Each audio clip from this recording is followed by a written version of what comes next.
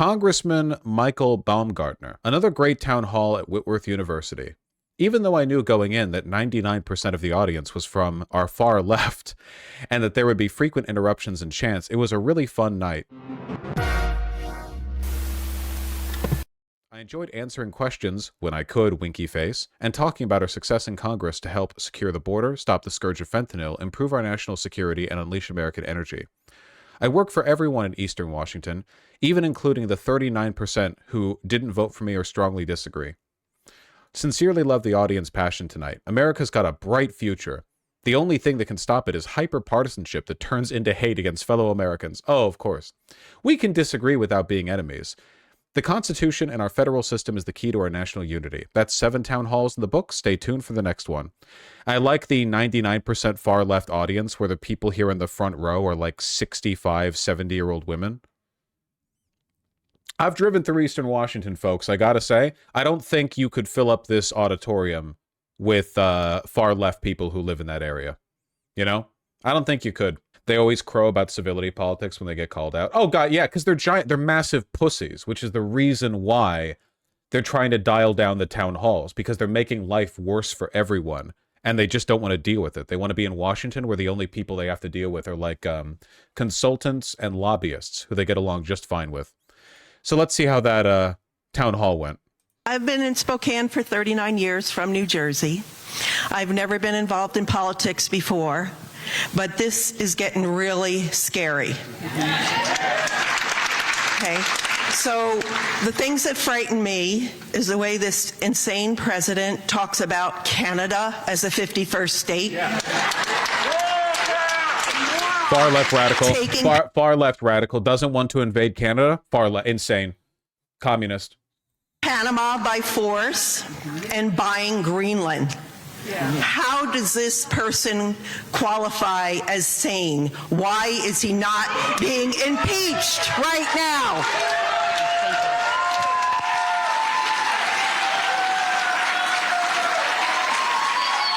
Look, dude, he looks like he's from The Office, man. He's like, well, come on, really? We're doing this because we're evil. What, I have to pretend? Why can't you ask me questions about transgender? Like, what do you, come on, this isn't my job. He does look like Michael.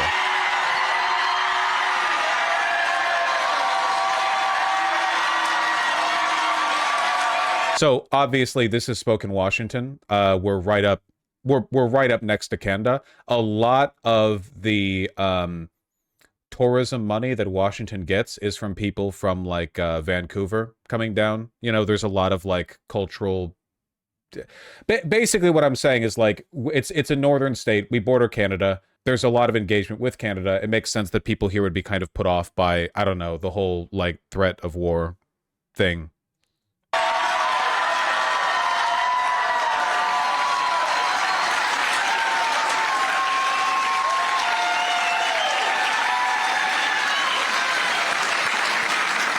So, in short, I don't support us absorbing Canada. Canada, that would be like taking. Canada's been a good neighbor. Canada is much more liberal and left wing than the United States. If we took Canada. Taking Canada would be like taking another California. It would tilt things towards the Democrats. Yeah, even when he reject. So like again, the only qualification for being a Republican representative is glazing Trump. So he can't actually back off the Canada thing. He has to play it off, right? He has to be like, oh, well, they're too lefty for us or something.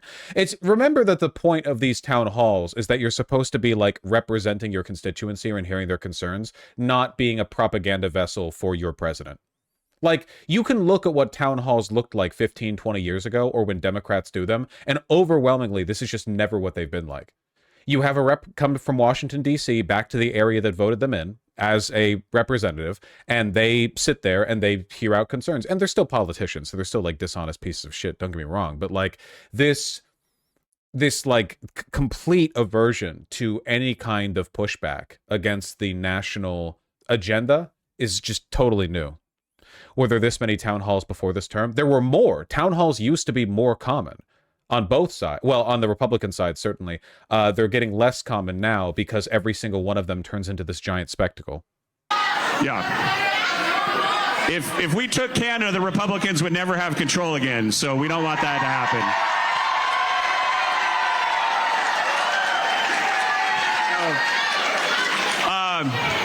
On the other two, if we could... Like, look, the thing that's being projected onto the board behind him is literally like bragging about Doge, about budget cuts, and so, or sorry, about is this people's concerns or what people are happy about?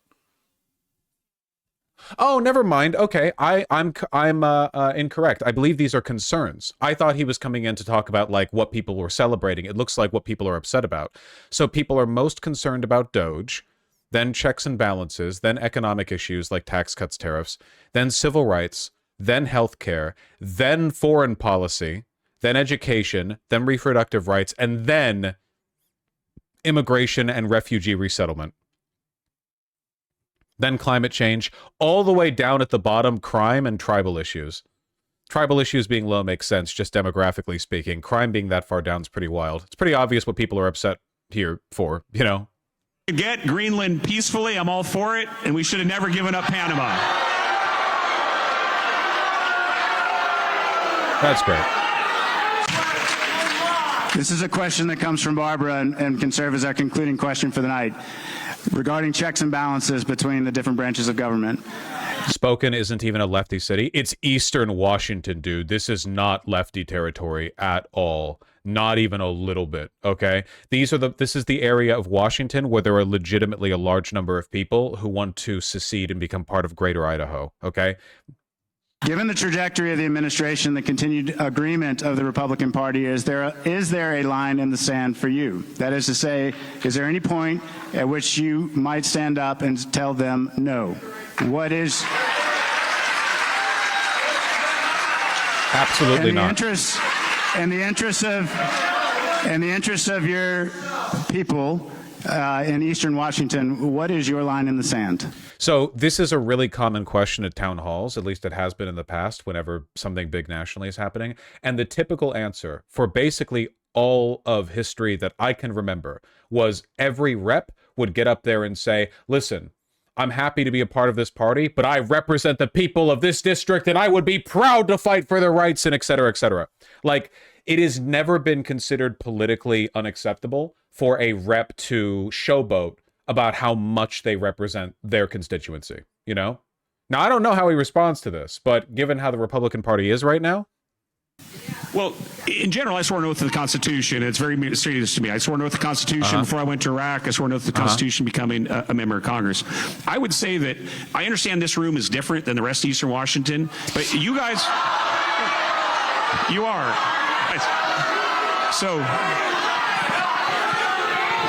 So look at how much white, gray, and balding hair there is in the audience, dude. You are in Eastern it's old people in Eastern Washington. I like genuinely, you would have to struggle to find like, yeah. His answer to is there any line in the sand for you is, well, you're all like basically communists, so no. I think, and I'm not saying you're being, I'm not saying you're being disingenuous in your heart of hearts, but you have a perception that America is spiraling to some kind of constitutional crisis. Do you think he actually believes lefties are astroturfing his event, or is he just saying that for appearances? I think it could go either way. I think there is a real possibility that a lot of so keep in mind, this is just a representative. This guy isn't part of Trump's cabinet.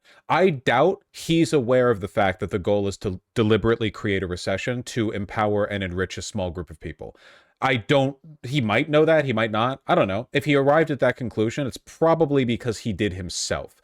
He's a small fish. My guess is that he probably does think that a lot of the crazy stuff the administration is doing is popular. He is evil, don't get me wrong.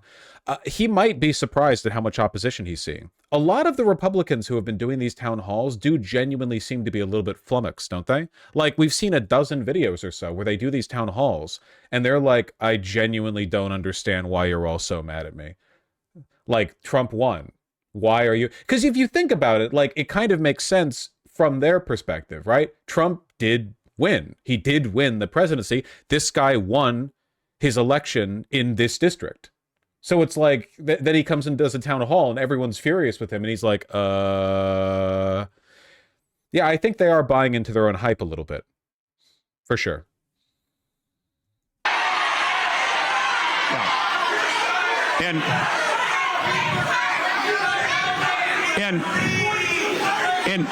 And by and large, while I would have some disagreements with President Trump on some things like tariffs and some other issues, just minor by things. By and large, what people of America see, what people of Eastern Washington see, is President Trump delivering on his promises. And so, well, numerous town halls are scheduled to take place That's across really the funny. country, and if No, recent give me more. town halls are any indication, tempers will be running high. Here's Republican Congressman Michael Baumgartner's town hall in Spokane, Washington last night. Watch this. Wait, didn't we just... you have a perception that America is spiraling to some kind of constitutional crisis. Okay, we saw that. By and large... Kelly and Ruben Gallego at a town hall in Scottsdale. We're trying to shield ourselves before we're wounded and we don't know how. Would you mind telling your colleagues in Washington that when they're burning down this house, there's people still inside? My kid is inside. A lot of emotion and passions there. We're joined now by CNN. Okay, we're done with the fun part. Tragic. Really though, it's stuff like this does give me a little measure of hope, I guess. It's just man, we need to see a big old shift. It also does bother me quite a bit that when you look at these town halls, you only see old people there. Like, young people really have to start participating in these local actions, man. You have to show up at your town hall shit. I know that, like, the median 18-year-old white boy is a, like, Goebbels' strongest soldier or whatever, but it's just, you have to... A lot of them don't even seem to understand what the stakes are. And I guess, like, if I was born into a world where no one ever believed that things could ever be better, I would kind of get that. I would understand that. I don't know. I have a theory. I'm just going to attach this onto here. You know how Invincible is really popular? The Amazon Prime show, the adaptation of the comic? I genuinely think one of the reasons for that is that all of the alt world or superhero or sci-fi or whatever fantasizing that we do nowadays is deliberately cynical and dystopian, like The Boys. And Invincible is adapted from a comic that was written before the current zeitgeist, when people still believed the world could be a better place. So even though the content of Invincible is really, really grim, the underlying tone is a lot more aspirational. You know, there's a lot more like, you could say with Cecil, the Global Defense Force, or like a bunch of other stuff. And I've read the whole comic, which is very long. So I know how things go. I'm not going to spoil. But you understand what I'm talking about, right? I think one of the reasons it's popular is because, like, everything is drowning in cynicism. And you... The Boys was written before that too. True, but the adaptation of The Boys has very little in common with the comic, and also the comic was cynical slop, whereas the comic version of Invincible wasn't. So, I don't know. You got like young people who don't really believe in anything, but like, what is there to believe in? They've never been given any indicator that things can be better than the way they are.